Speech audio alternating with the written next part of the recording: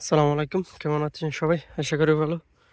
আমি আল্লাহর রহমতে ভালো আছি। আজকে কথা বলবো এক জমিতে ২টা সবজি চাষ। এখানে আমার পুরাতন পেঁপের জমিতে আবারও এই লাউ রোপণ করে দিলাম। তাই তো কী সমস্যা অথবা কী সমস্যা হতে পারে না হতে পারে এগুলো হচ্ছে দেখতে পাচ্ছেন পেঁপে মোটামুটি আছে, প্রত্যেকটা গাছে পেঁপে আছে। তারপর এখানে যেহেতু আমার পেঁপে গাছগুলোর বয়স হয়ে গেছে, তার কারণে এখানে এই লাউ রোপণ করে দেওয়া।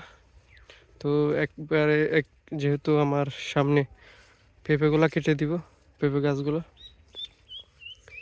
এর কারণে এখানে লাউ রোপণ করে দিয়ে একেবারে দুটোটা শেষ করে দিয়ে আবারও নতুন প্রজেক্ট শুরু করব। আমি যদি লাউর ফলনটা দেখাই, দেখতে পাচ্ছেন আলহামদুলিল্লাহ যথেষ্ট পরিমাণ ফলন। তো এখানে মেন যেটা সমস্যা সেটা হচ্ছে লাউ অতিরিক্ত সার দিতে হচ্ছে, যার কারণ হচ্ছে এখানে যেহেতু 2টা জমি, এখানের সারগুলা খেয়ে নিচ্ছে এবং তাড়াতাড়ি খেয়ে নিচ্ছে। মনে করেন পেঁপে আছে, লাউ আছে, দুটোটা অতিরিক্ত সার গ্রহণ করে, যার কারণে এখানে সারের পরিমাণ একটু বাড়তি দিতে হচ্ছে। তার মধ্যে কোনো সমস্যা দেখা দিচ্ছে না। তো আপনাদের যাদের এরকম এক জমিতে 2টা সবজি করার আশা, আপনারা চাইলে করতে পারেন, কোনো সমস্যা নেই। সারটা একটু বাড়তি দিয়ে দেখতে পাচ্ছেন এখানে ফলন। এদিকে এটা হচ্ছে সুপার গ্রিন। সুপার গ্রিনটা মোটামুটি আলহামদুলিল্লাহ মারাত্মক ফলন দেয়। আমি যদি দেখি এখানে এখানে যেগুলো দেখতে পাচ্ছেন এগুলো হচ্ছে সব সুপার গ্রিন। গাছের বয়স প্রায় 90 দিন মতো হয়ে গেছে, এখানে কিন্তু ভরপুর ফলন দিচ্ছে। এখানে ইনশাল্লাহ সামনে আবার পেঁপে রোপণ করব, যার কারণে এই প্ল্যান করে আর কি, এখানে প্ল্যান করে এই লাউটা রোপণ করে দেওয়া। যেহেতু তাড়াতাড়ি তো অতি এগুলো রোপণ করা হয়েছিল 90 দিন, 80 দিন, 90 দিন হয়ে যাচ্ছে, তখন তো আর পেঁপে রোপণ করা যাবে না। রোপণের সময় মাত্র এখন থেকে আসতেছে, যার কারণে যেহেতু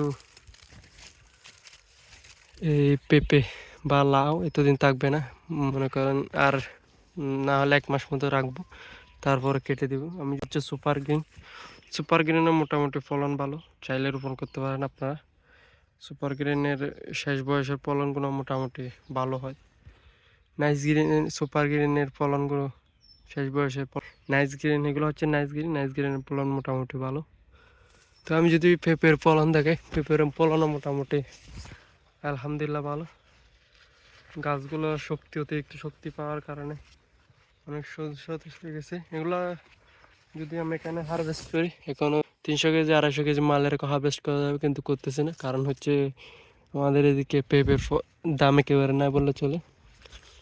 চেষ্টা করতেছে এগুলো পেকে ফেলার জন্য চেষ্টা করব, না হলে সামনে হারভেস্ট করে ফেলবো। যদি পেঁপে তাড়াতাড়ি রোপণ করে দিই, একটু আগাম রোপণ করলে দামটা একটু ভালো পাওয়া যায়। আমি যদি দেখি এগুলো হচ্ছে সব হচ্ছে নাইস গ্রিন। তো এক জমিতে 2টা সবজি, তেমন কোনো সমস্যা দেখা দিচ্ছে না। কেন আমার অনেক কস্টিং খরচ বেঁচে গেছিলো, কারণ হচ্ছে আমি যেগুলা পেঁপের কুটি ছিল বা পেঁপের জন্য যেগুলো কুটি দিয়েছি সেগুলো দিয়ে মাছা দিয়ে দিছি। আর শুধুমাত্র আমার থেকে অতিরিক্ত কস্টিং লাগছে শুধু রসিগুলো কিন্তু আমার যদি পেঁপে চলে যায় অথবা লাউ চলে যায়, দুটোটা যখন তুলে দিব তখন কিন্তু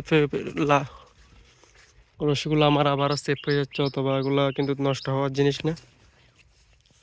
দেখতে পাচ্ছেন এগুলো হচ্ছে।